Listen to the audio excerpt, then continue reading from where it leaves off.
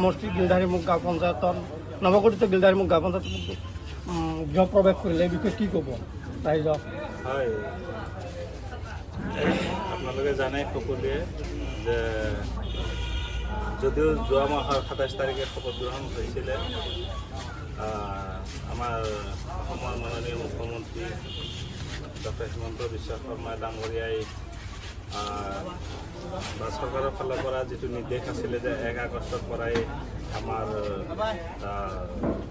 চৰকাৰী নিয়ম নীতি মতে পঞ্চায়তখিনিত প্ৰতিনিধিয়ে বহিব আনুষ্ঠানিক হিচাপে, আৰু আচলতে সেইখিনি কথাৰ ওপৰতে ভিত্তি কৰি আজি আমি আনুষ্ঠানিক হিচাপে পঞ্চায়তত গৃহ প্ৰৱেশ কৰিলোঁ, আৰু আজিৰ পৰাই আমাৰ কাম কাজ অফিচিয়েলি আৰম্ভ হ'ব। তো সকলো ৰাইজৰ সহায় সহযোগ কামনা কৰিছোঁ।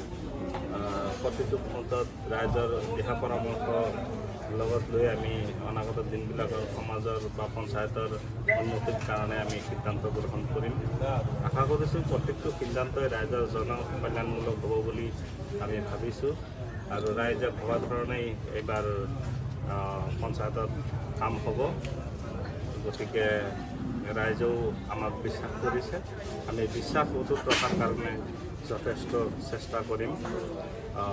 দুৰ্ভাগ্যৰ বিষয় যে যদিও ১০জন ৱাৰ্ড সদস্য, তাৰ ভিতৰৰ পৰা ৪জন আজিলৈকে শপত গ্ৰহণ নকৰিলে।